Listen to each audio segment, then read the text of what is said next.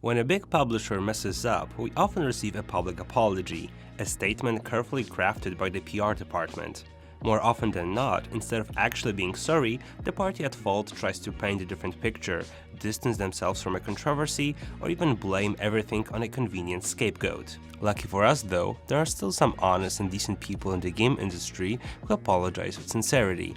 That's often the case with Japanese developers who, due to social norms and Japanese culture's emphasis on honor, make a big deal out of apologies. Like for example Satoru Iwata, the previous CEO of Nintendo who, back in 2014, cut his paycheck in half because of the disappointing sales of the Wii U. While games are a collaborative effort and we have things such as quality control and testing nowadays, nobody is perfect. Things that might seem like a good idea at first can turn out to be mistakes after the release. And if that happens, there's nothing wrong with being the bigger man and simply saying sorry. So let's take a look at 6 developers who had to apologize for their games.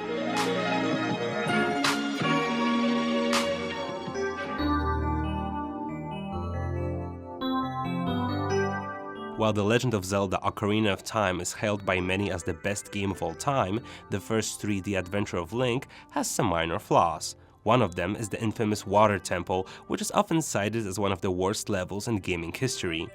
And well, it's not the worst piece of game design I've ever seen, but it's just flawed to say the least. When we go underwater, our arsenal is limited and our movements become sluggish, and while tediously navigating the much similar corridors, the whole level just gets monotonous. Worst of all, however, is the overuse of the iron boots that we constantly need to put on and off to submerge and resurface.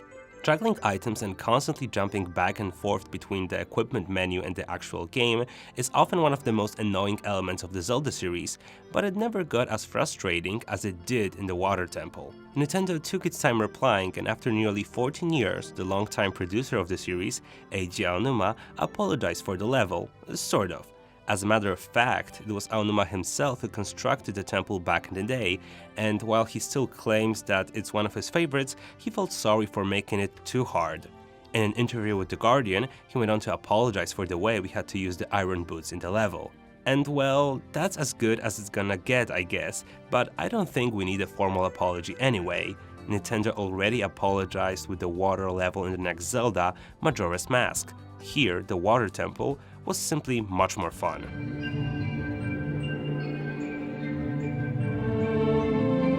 The late 80s and early 90s were full of annoying and often ludicrous platformers when it came to the difficulty, that is.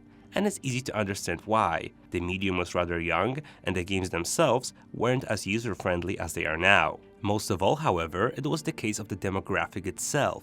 Game devs knew that the audience was mostly made up of kids, and so they made games harder for us because if we weren't skilled enough, we got to play something for a longer period of time and were less likely to resell it or buy a different game.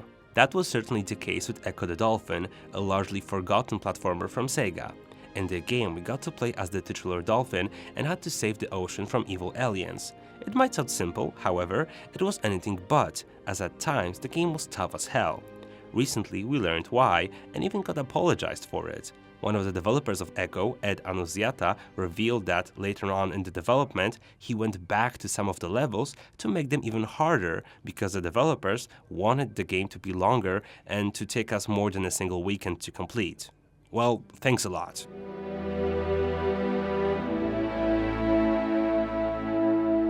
While the Halo series is greatly popular in the US, at least much more than it is here in Europe, it's not like the fans of the series can be critical of it. The most polarizing game from Bungie has to be Halo 2, which frustrated many fans with its cliffhanger ending.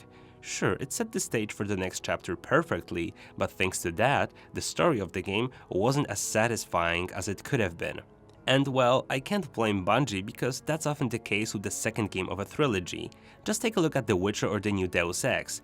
The second game often feels disappointing story-wise because it's really hard to balance satisfaction and anticipation for the next game.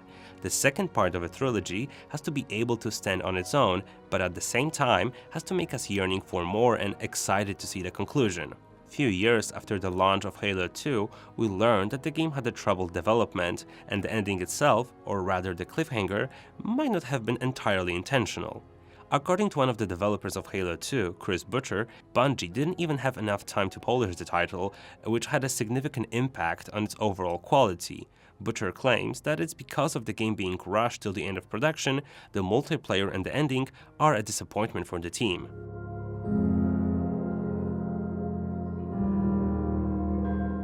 When developing a game, one often has to take into account what is currently popular and what works in other games. More often than not, rather than trying to come up with something new that might fail in the end, it's better to borrow some elements from the competition, as long as we try to do it better or in an interesting way so as to benefit our project. It all boils down to not copying blindly what works in other games. However, that wasn't the case with Fallout 4, in which Bethesda tried to mimic BioWare's so-called dialogue wheel. In theory, the dialogue wheel is supposed to make for a more cinematic feel and get rid of the extensive dialogue options that often took up a larger part of the screen. In Mass Effect or Dragon Age, for example, the thing our character is going to say is summarized in a single emotion or one word on the wheel. If you want to be a cynical douchebag, you don't have to read the entire line and later hear it again, but rather click on the cynical option and that's that. In Fallout 4, however, more often than not different options weren't that different and the words on screen varied greatly from the spoken lines. That wouldn't have been such a problem in any other game, but it's Fallout we're talking about here, a series in which you could once go through the entire game relying only on your tongue and wits. In comparison to that, Fallout 4 feels like a huge letdown. A while after the game hit store shelves, Todd Howard from Bethesda publicly acknowledged that the dialogues were broken. Long story short, Howard said that although Fallout 4 did many things well, the dialogues weren't one of them.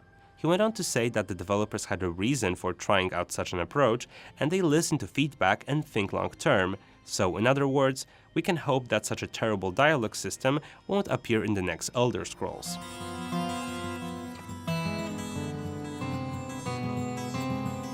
Diablo 3 was one of the most anticipated games of the decade that utterly destroyed its servers upon launch. Nevertheless, even a giant such as Blizzard can make mistakes sometimes.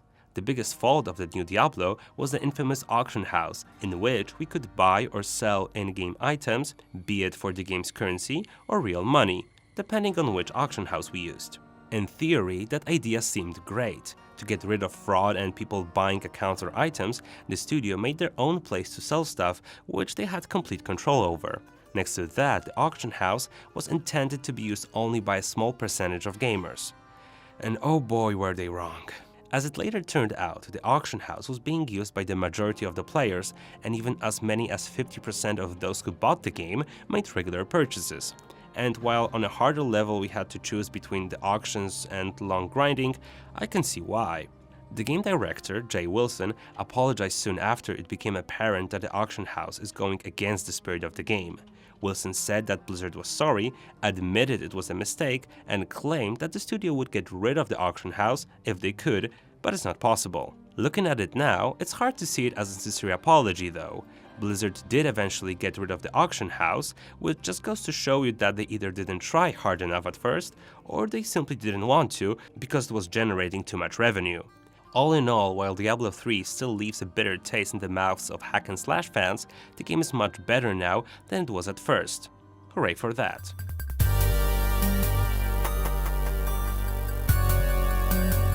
A game being glitchy upon release and the servers leaving much to be desired is something we grew accustomed to over the years. And so, it became easier to accept that, as such issues are often taken care of later. Nevertheless, it's not okay that certain games ship in a bad state, and some developers know that. That was the case with Friday the 13th, an asymmetrical online horror action game based on the cult classic slasher movies. In Friday the 13th, we got to play as either Jason, the overpowered killer, which was a lot of fun, or either as humans who tried to survive, which was less fun. Worst of all, however, the game was full of glitches and the servers were terrible upon launch. Nevertheless, the game amassed a certain following and even became popular on Twitch for a while.